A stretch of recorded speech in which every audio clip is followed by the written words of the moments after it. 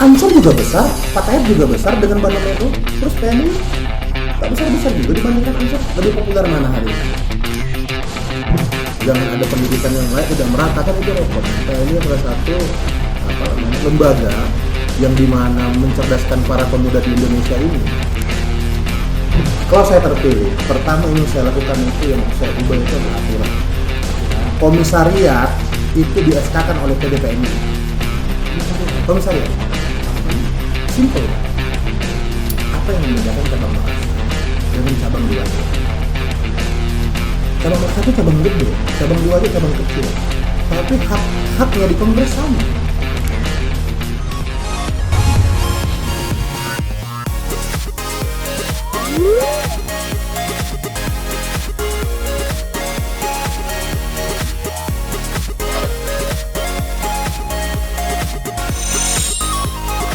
Assalamualaikum warahmatullahi wabarakatuh. Kembali ke ngobrol olah pikir.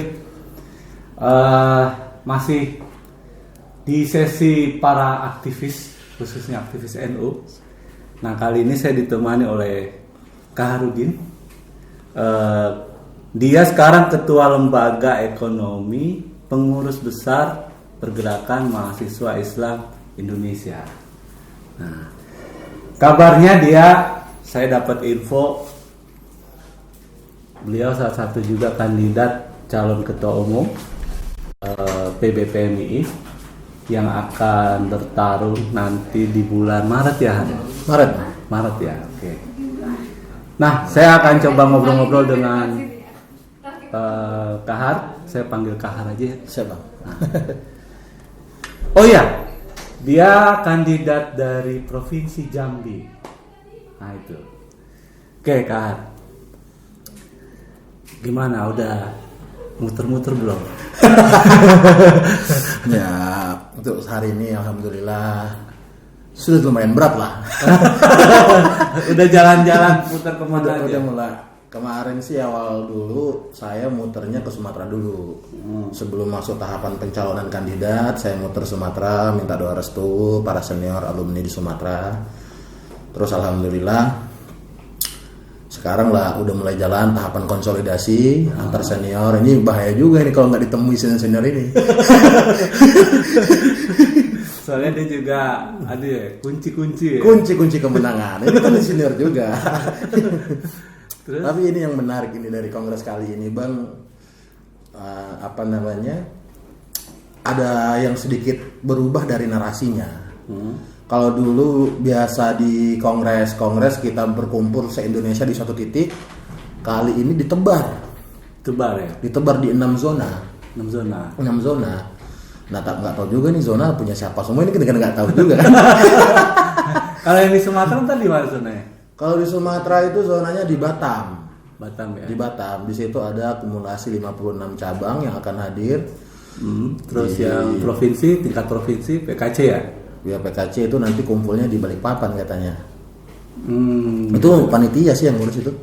Enggak, artinya yang kalau zona itu cabang-cabang aja atau PKC-nya juga ikut? PKC-nya nggak ikut. Oh gitu. PKC-nya itu nanti kumpulnya kayaknya di Balikpapan. Terus kalau untuk zona di Kalimantan sendiri itu ada 2 zona, Balikpapan dan Samarinda. Nah, cabang-cabangnya kumpul di Samarinda, PKC-nya kumpul di Balikpapan. Sekaligus pembukaan. Gitu ya. PKC memilih kan? Memilih, ada suaranya PKC. Oh gitu. Nih. Siap. Makasih Pak Agus. Oh gitu, jadi yang zona-zona itu hanya diisi oleh cabang-cabang. Cabang-cabang. Nanti Cabang-cabang. seluruh PKC yang 25 kita PKC kita. Lo yang mana? Pengurus koordinator cabang itu ada 25 koordinator. Oh gitu. Bukannya 34? Enggak sampai. Karena ada provinsi kayak Papua Barat itu 1 PKC. Provinsi Kepulauan Riau, Kepri dan Riau satu PKC. Masih 1 PKC. Jadi mereka milihnya di Balikpapan nanti. Balikpapan. Semua yang zona Jawa 1, Jawa 2 itu cabang. Oke. Kalau untuk Jawa Tengah, Jawa Barat, terus Jogja, terus DKI, kalau nggak salah tuh Banten, itu di Bekasi tempatnya. Deket ya Bekasi ya. Dekat. Ya, Nah yang sisanya Jawa Timur gabung, Bali, NTB, NTT gabung itu di Mataram. Oh gitu. Ya. Nanti yang Sulawesi, Maluku Utara, Papua ke atas itu di Kendari. ya. Kendari. Padahal kenapa nggak di Makassar aja ya? Ya kalau di Makassar sih lebih gede ya, lebih cocok sih sebenarnya. Dia kan sentrum ya. Sentrum gerakan lah. Tapi memang di kongres ini tuh yang menjadikan menarik, artinya ini siapa yang kuat di udara, di darat dan di laut ini. Oh tidak, tunggu dulu, saya belum dapat ini ya. Itu nanti pakai Zoom atau di Videotron. Oh pakai Videotron.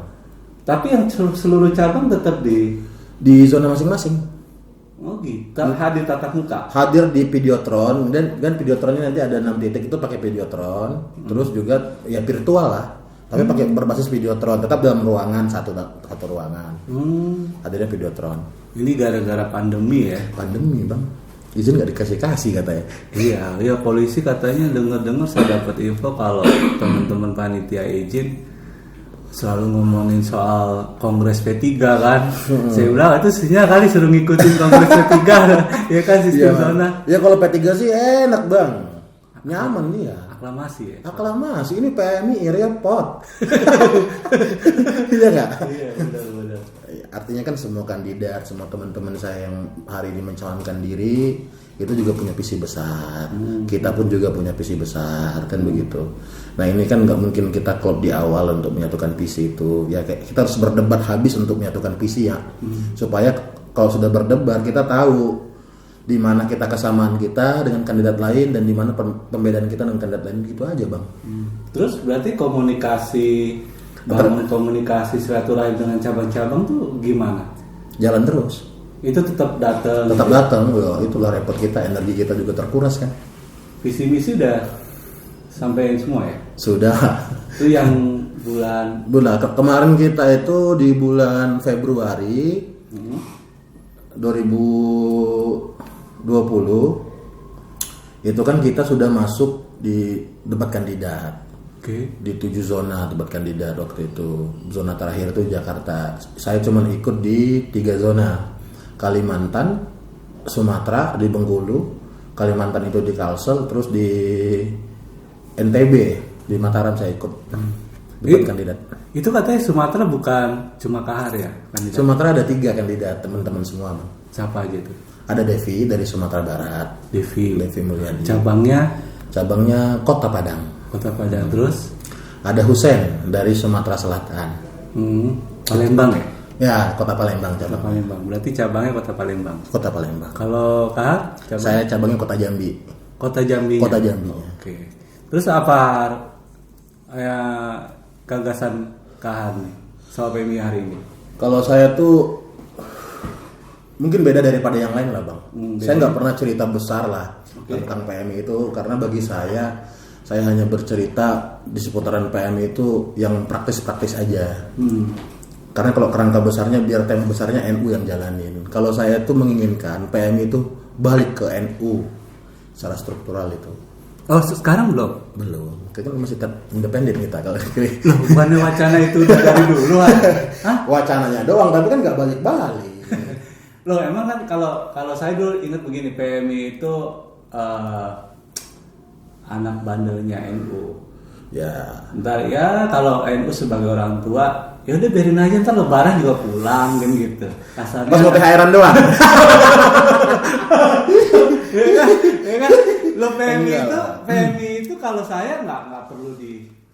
Secara kultur, Bang. Secara kultur iya, tapi kalau menurut saya sih,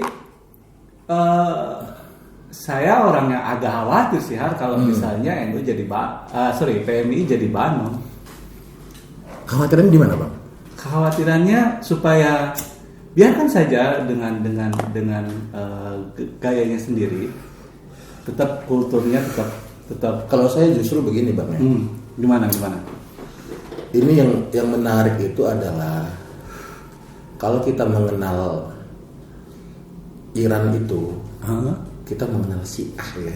Islam terbesar lah. Tapi di dalam Islam Iran itu ada Syiah gitu. Bahkan orang masuk ke Iran aja harus pakai jilbab masuk ke Iran.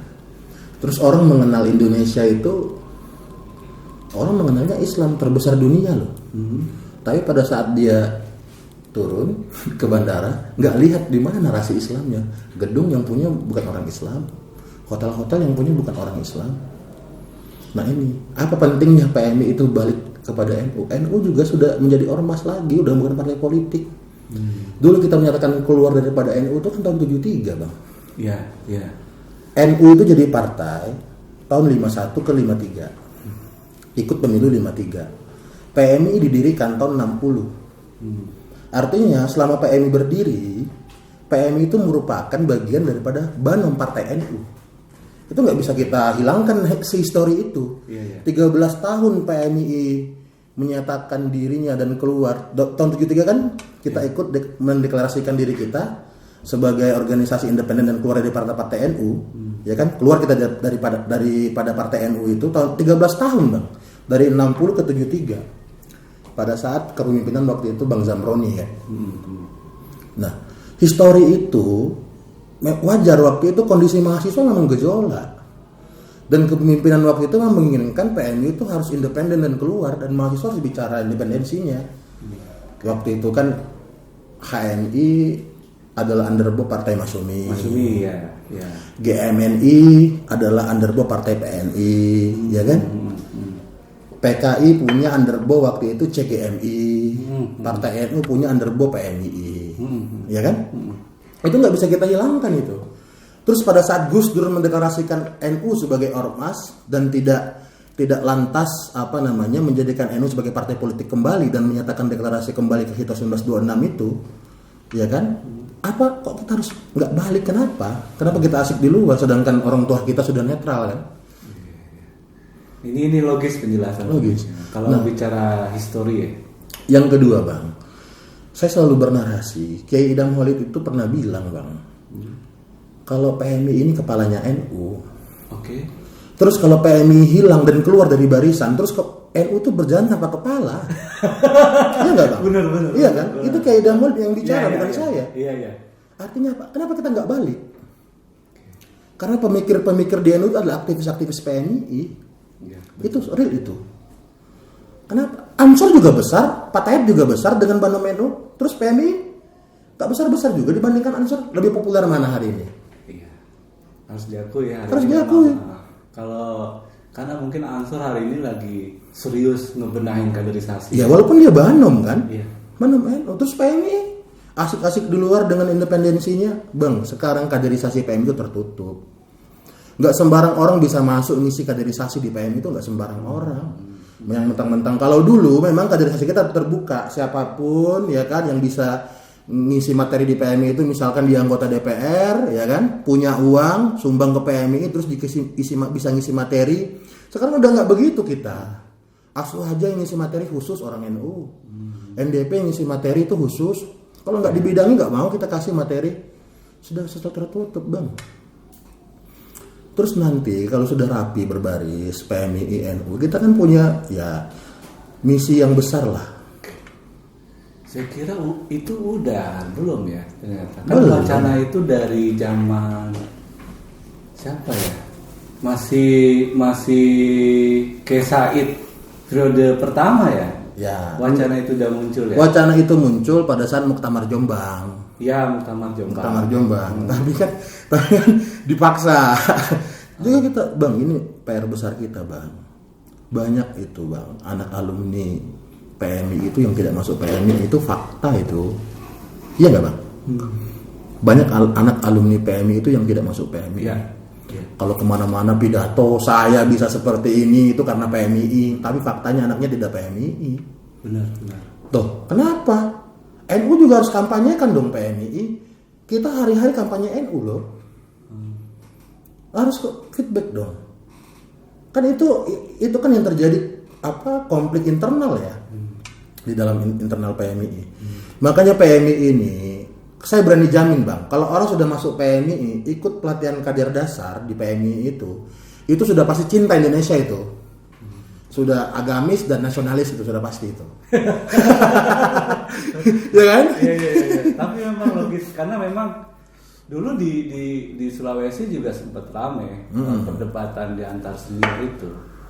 Lo nggak usah ngaku PMI deh kalau anak lo aja nggak didorong untuk masuk PMI. Masuk PMI? Itu benar kalau Kahar ngomong itu memang saya pernah banyak kan? Ada senior yang begitu ya. Kau sudah sebut nama lah. Ya, sebut nama lah gitu kan. Jadi itu salah satu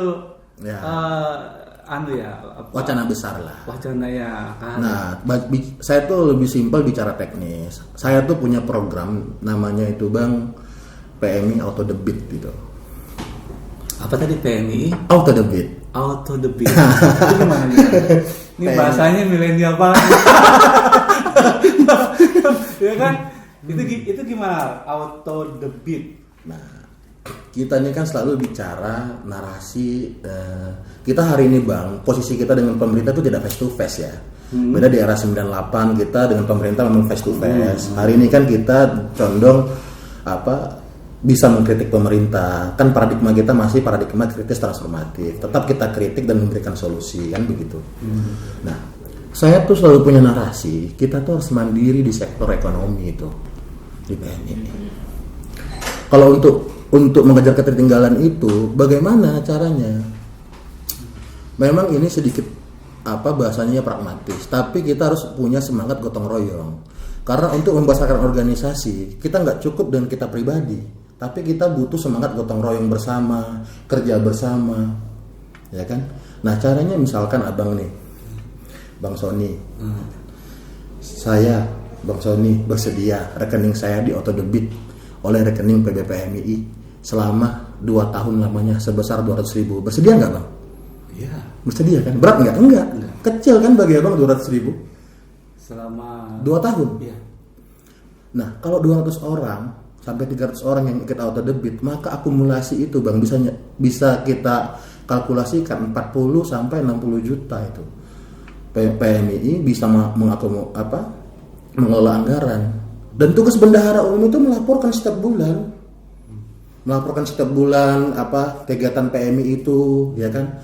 Bayangkan Bang, kita ini kan kadang juga mahasiswa tuh kan nggak ada duit kan Bang, sedangkan PMI ini cabangnya luas banget Bang, 231 cabang se Indonesia, mulai dari Sabang sampai Merauke ada PMI. Itu perlu disentuh langsung oleh pimpinan nasionalnya, butuh disentuh langsung oleh pimpinan pusatnya. Nah, itu duit yang itulah yang kita pakai. Oke, untuk biasanya agenda kaderisasi, oke. Ya kan, agenda lantik cabang, ya kan, terus akomodasi untuk listrik, bayar OB di PB, kan nggak terhambat lagi. Termasuk program. Nanti yang gajah-gajah baru menghadap lagi. Misalkan mau muspin baru menghadap lagi. Kalau yang kecil-kecil jangan, biar dapat debit aja Bang. Oke. Tapi memang di kayak ya nggak usah jauh-jauh ya, di tempat Kahar di Kader deh. Sumatera deh atau Jambi lah. Itu teman-teman sahabat-sahabat PMI yang masuk ke asosiasi Kadin konstruksi itu udah banyak Bang. Ketua HIPMI pernah PMI di Jambi, gubernur pernah PMI di Jambi, wakil gubernur yang terpilih PMI, bupati sekarang 2 PMI. Tapi kalau di Jambi itu kita bukan tuntas ya, maksudnya kita juga masih mengkaji, tapi sebenarnya itu juga bisa menjadi gambaran teman-teman di daerah bahwa kita bicara leading sektor, kita bicara penempatan posisi udah include di Jambi itu Bang. Bahwa alumni PMI itu banyak mengisi ruang-ruang strategis. Karena pengabdian yang kita sebut dengan pengabdian masyarakat itu akan clear kalau PMI-nya benar jalannya. Tadi Kahar nyinggung alumni, jadi terbesit nih. Apa tuh? Jangan ada yang cuma ke kita nih. Gimana alumni gimana? Enggak, saya tuh selalu menurut Kahar IKPMI itu udah ini nggak sih powernya? Kalau powernya ya Ini sih kita kritik nih nanti nih. Kalau powernya udah lumayan lah Pak. Lumayan. Kalau alumni PMII sih sebenarnya tinggal bicaranya jangan nanti ini yang repot. Kalau IKPMI bicara silabus kaderisasi itu yang repot. Biarkan silabus kaderisasi itu diurus oleh PBPMII. Tapi IKPMII selalu harus bernarasi adalah pendistribusian kader. Itu selalu narasinya. Jangan nanti IKPMII malah bicara silabus kaderisasi, jangan. Kan repot Bang. Biarkan PBPMII lah berpikir untuk bagaimana pencerdasan kader di dalam PMII. Tapi untuk bicara distribusi biarkan IK yang bicara itu. Gitu ya. Iya. Selama ini begitu. Belum lah kayaknya. Iya. Benar juga. Soalnya gini, saya tuh suka berpikir ini sebenarnya ikan ini solid nggak sih ya? Apalagi tadi yang Kahar bilang soal distribusi. Kok saya merasa masih ada yang terputus nih. Itu memang menjadi diskusi menarik Bang. Kalau kita bicara distribusi kader ya. Karena PMI ini selain misinya dalam mencerdaskan kehidupan bangsa, PMI ini kan nggak dibayar sama negara. PMI kita bermitra sama negara untuk misi pencerdasan kehidupan bangsa.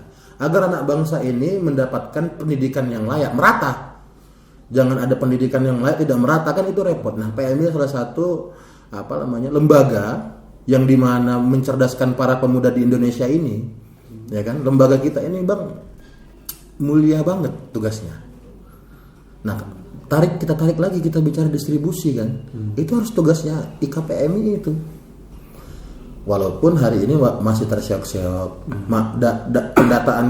pendataan alumni kita masih kurang rapi. Misalkan belum ada database bicara di daerah pertambangan, anak-anak PMI yang konsennya di mana, terus anak-anak PMI yang konsen di bidang ekonomi. Karena Bang, saya tuh jujur aja, saya tuh masih punya impian Bang. Kalau majalah Forbes itu rilis 50 orang terkaya di Indonesia, itu ada kader PMI. Harus ada kader PMI di dalamnya. Alumni PMI lah ya. Alumni PMI. Hari ini kan belum ada. Ya.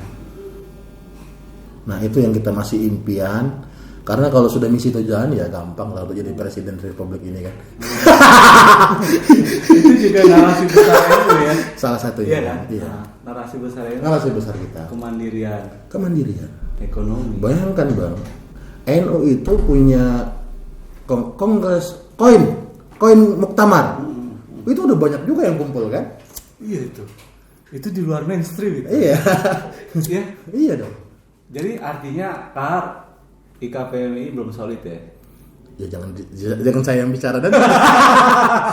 Tapi hari ini menuju solid ya pasti itu. Kita tetap dorong itu. Nah, saya suka gemes. Ya. Ini gimana sih ceritanya nih gitu?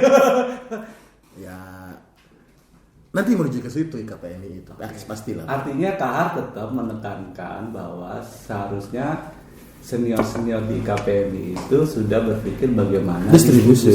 Ya. Okay. Karena kan juga yakinlah kalau ada orang PMII yang masuk instansi negara itu pasti nggak ada yang liberal itu Bang. Saya bisa jamin itu. Seliberalnya anak PMI itu ya kan pasti balik karena kita ada penyeimbang di NU itu ada penyeimbang karena ada kerangka berpikir kita kurang liberal apa Ulil Absar Abdallah. Iya. Hah? Sempat jadi pimpinan JIL kan? Iya. Tapi hari ini coba lihat pengajian terbuka. Kurang kiri gimana ya kayak sahabat Christopher ya. Iya, kurang kiri apa itu? Kaderisasi yang kiri banget. Kiri kan. Tapi hari ini balik juga kan. Jadi yang ngaku kiri nggak usah ngaku-ngaku ya. Nggak usah. Sebenarnya NU kiri.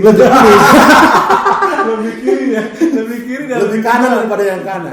Kalau Muhammadiyah itu klaim dia ini modernis, Ulil itu neo modernis. Iya nggak Bang? Iya. Pemikiran lebih maju. Neo nih. Betul. Ya kan menarik kan? Tapi kita masih ada penyeimbang, makanya kita itu keseimbangan itu yang kita jaga di NU tuh. Makanya penting PMI itu balik ke NU itu. Secara struktur loh ya. Secara kultur udah clear itu. Udah clear. Struktur ini loh. biar kita berbaris rapi. Penyetaraan kaderisasi, PKN di PMII sudah setara PKL di Ansor, kan begitu bang.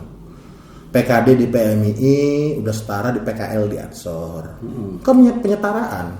Nah ini yang harus terjadi juga supaya kita pun juga jelas di internal NU, nggak cawi-cawi, nggak asal caplo, nggak asal klaim, nggak asal mengaku-ngaku.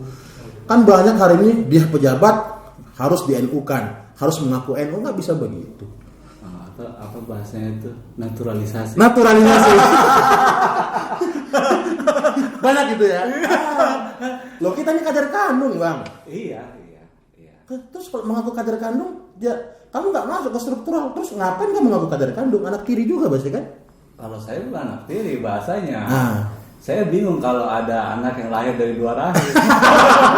Repot ya. Palanya di sana ya kan, kaki sama badan di sini kan gitu ya kan. Itu malah repot kan, makanya.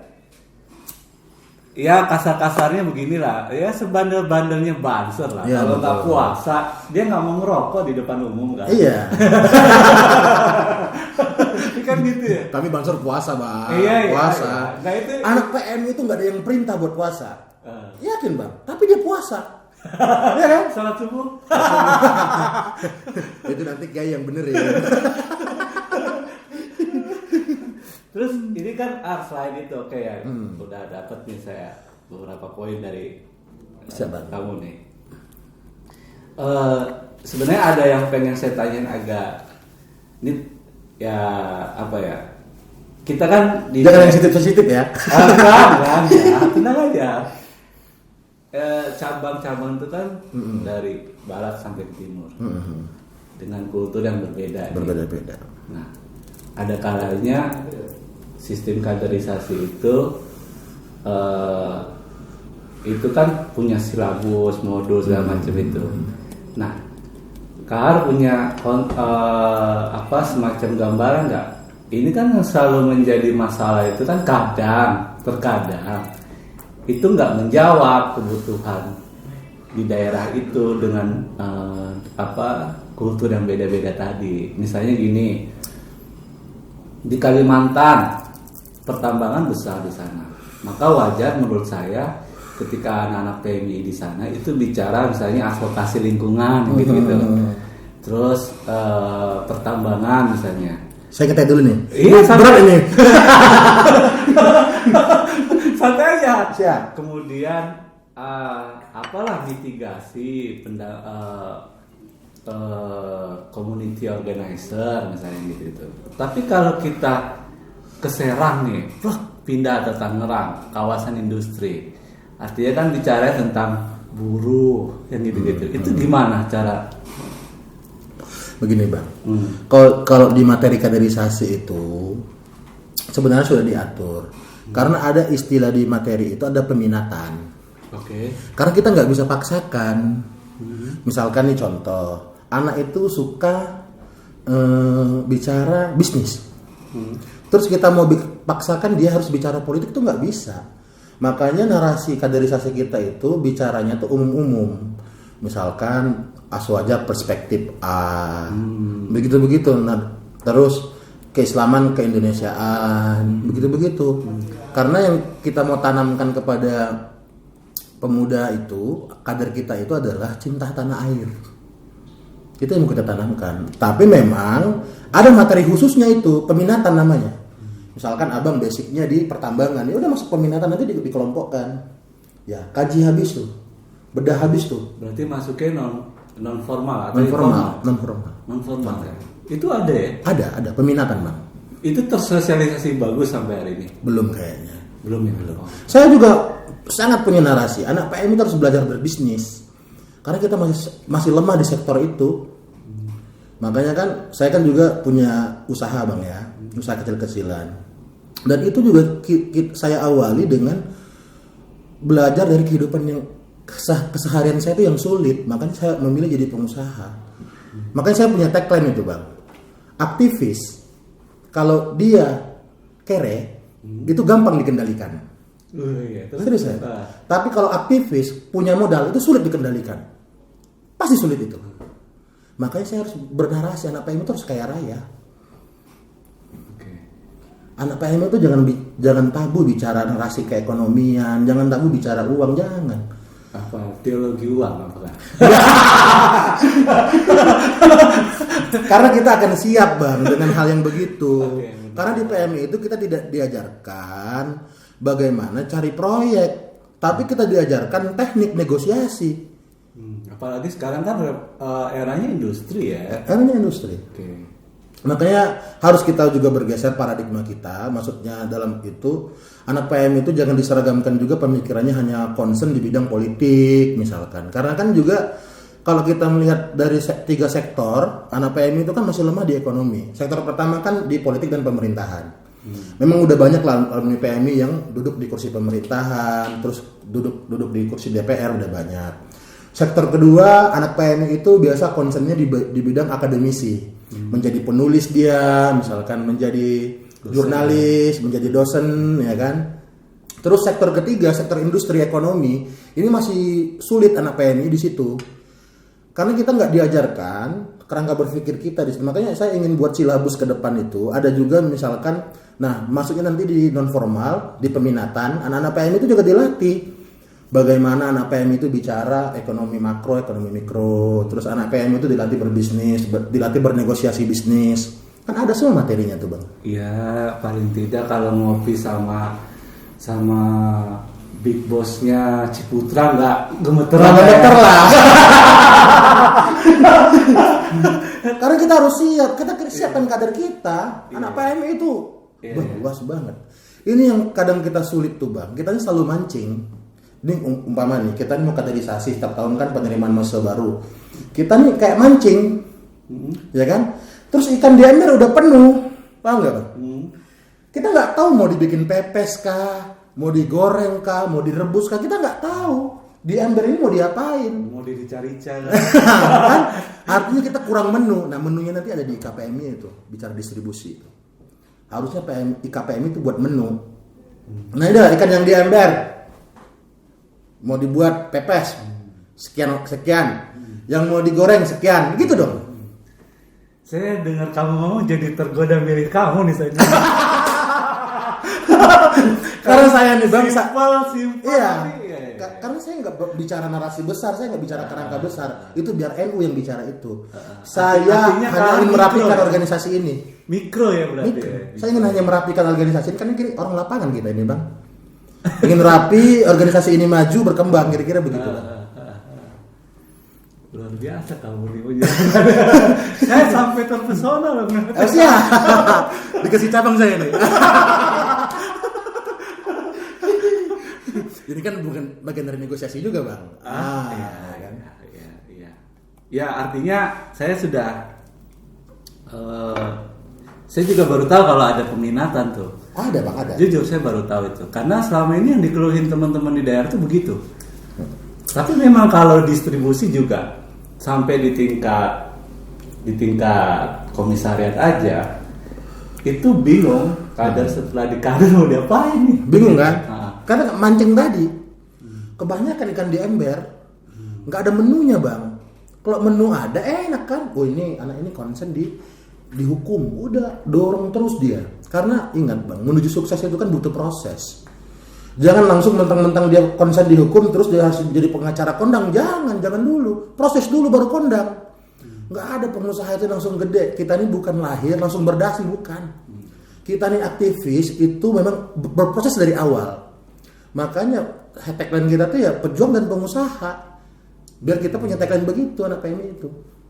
Karena kalau nggak punya tagline pejuang usaha ya sulit lah bang. Jadi jangan zikir, fikir, amal soleh. Ini tetap.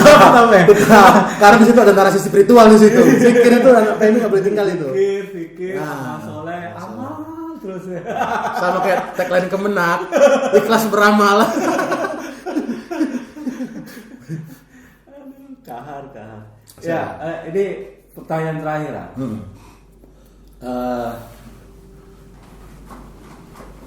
Kalau misalnya Kahar terpilih nih, Siapa?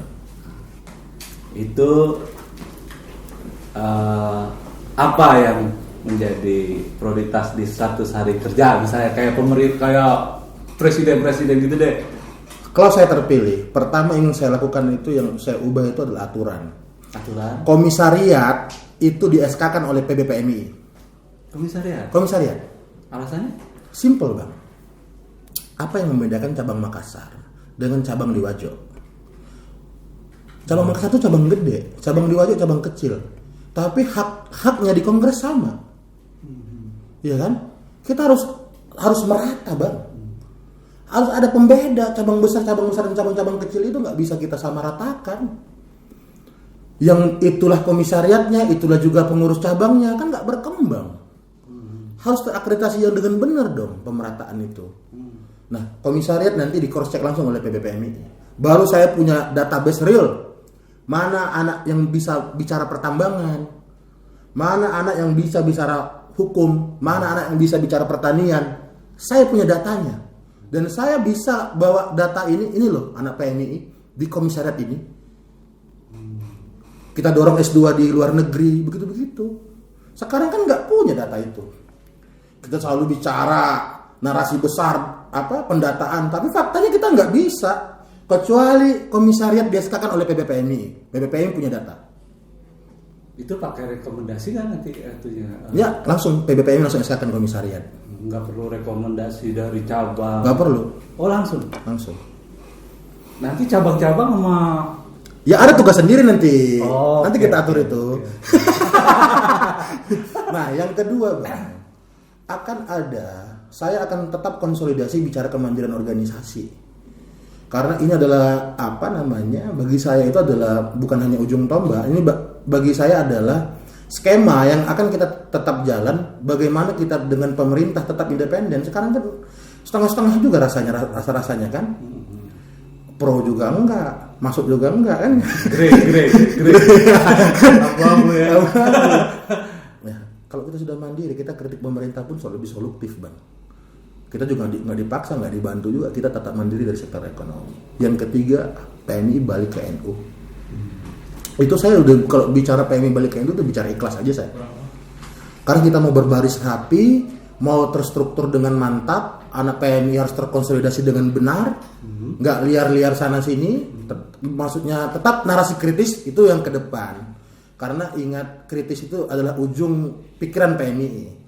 Kalau anak PMI udah nggak kritis udah nggak punya nilai jual anak PMI itu. Gitu bang. Itu katanya dari Sulawesi ya. Saya dapat gosip, dapat info. Dari Sulawesi juga. Ya, saya keturunan Bugis. Bugis mana? Bugis Wajo bang. Orang tua saya itu, nenek saya merantau ke Sumatera, Tanah Baru itu tahun 1946. Pada saat gerilya. Kalau bahasa Bugisnya gorilla.